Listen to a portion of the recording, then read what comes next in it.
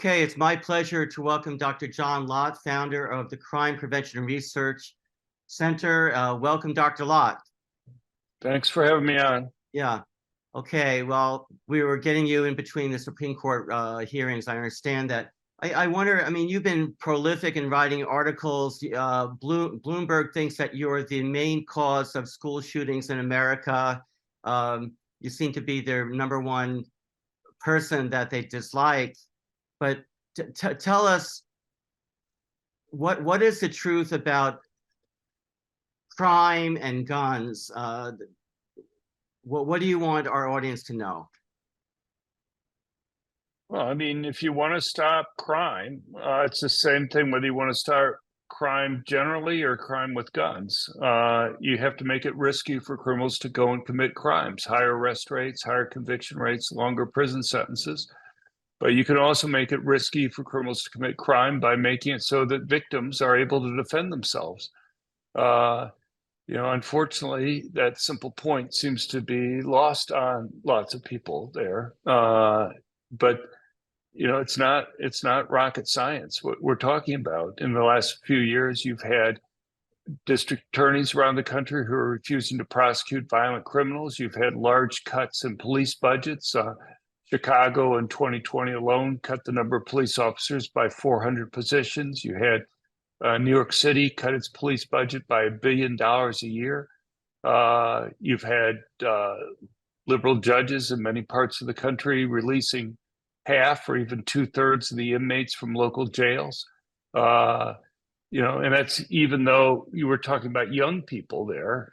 These are not 65, 70-year-old people that they're primarily releasing from these. Overwhelmingly, the population of jails are like 18 to early 30s. Surely even by the end of 2020, let alone 2022, when you were still having some of these releases occurring, people understood that those weren't the ones at risk from having COVID. But, or you've had bail reform in many places where you go and you release people on no bail or very little bail. There's a case just a couple months ago in Detroit where a man had killed 3 people. He was released on about $1,000 in bail, and he killed somebody else. So he's already facing 3 life sentences. What's the additional penalty you impose on him? You're going to take away his 4th life if he goes and kills another person that's there? It's just there's no real penalty that he faces because there's no 4th life to take away from him. So guess what? He gets a free murder essentially at that point. And so, you think this would be easy stuff for people to understand, but apparently not. Yeah, well, I mean, it's incredibly frustrating. I wanted to ask you about the situation in Lewiston, Maine. I mean, my impression of Maine is that there are a lot of gun owners in Maine, and you would think that if a shooter goes into a bar and starts shooting, that there would be a few people in the bar who would be shooting back. But can you tell us what happened in Maine, if you know? Well, I'm still trying to figure stuff out, but one thing that's clear is it looks like pretty clearly that the bowling alley where he first engaged in the attack was a place that had posted a sign banning people being able to go and carry concealed handguns in there. In Maine, disobeying the sign there is a criminal offense. You can go to jail, just like in Nashville at the Covenant School shooting there. It was a crime to take a gun into a gun-free zone that's there. And, the problem is, let's take something like the school shooting. It's just up to 6 years in prison for violating the Gun-Free School Zone Act that's there. 6 years. That's a big penalty for you or I. Our lives would be dramatically changed if we had to be in jail for 6 years.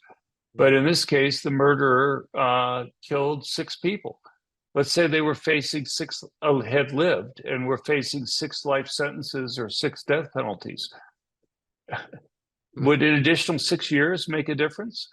It's like, okay, so they have 6 life sentences, but, and they can live with that, but you put another 6 years on it to try to take something away from their seventh life there, that would just be too much of a penalty for them. All the law ends up doing is making it so that the law-abiding good citizens are the ones who face real penalties and will obey the law.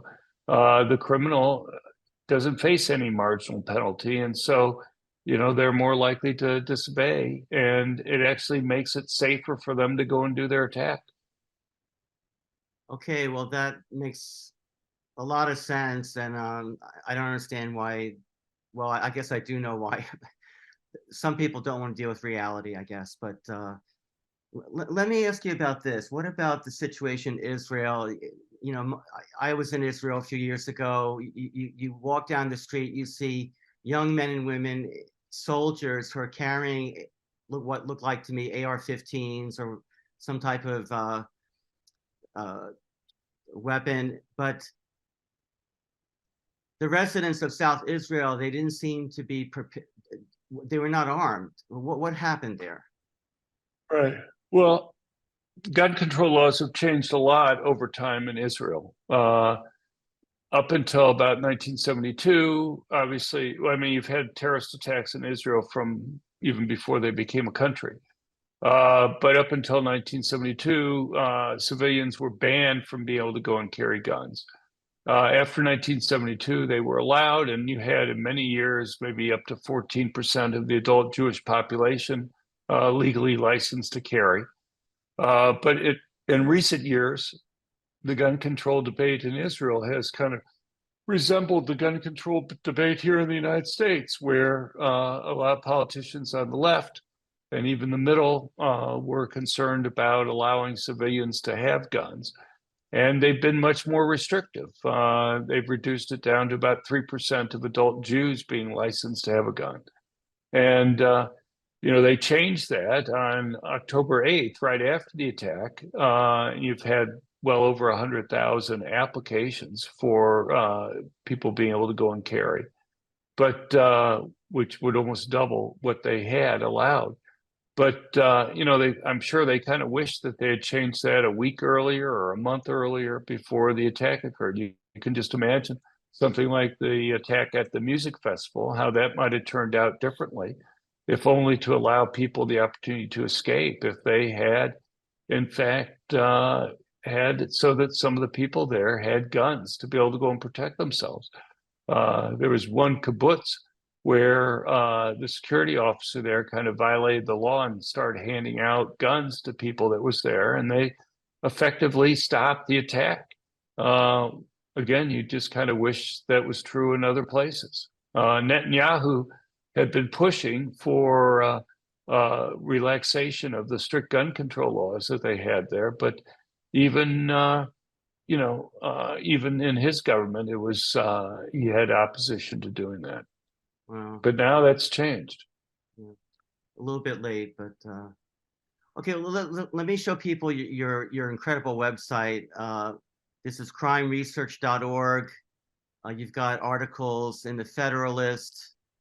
You have articles in Washington Times. Feds want SCOTUS to let judges strip gun rights even when there's been no crime. You have a column on SCOTUS rules on ghost gun regulation. Town hall, why not enforce existing laws rather than push for new gun control? In Wall Street Journal, how to handle domestic violence and gun rights. And there's a lot of research here. And I mean, it's amazing how much the Crime Prevention Research Center is able to get out this information. And I do recommend that everyone go and check it out. In addition, Dr. Lott has a number of books. Most famous one, I guess, is More Guns, Less Crime, and The Bias Against Guns, I think, is your most recent book. I don't know if that's true, but Gun control myths is my most recent one. Yeah. But The Bias Against Guns, that's been out for a long time, but I appreciate that. Yeah. Okay, well, thank you for coming on the show. We really appreciate everything that you do. Thank you. No, thank you very much. Take care. Take care.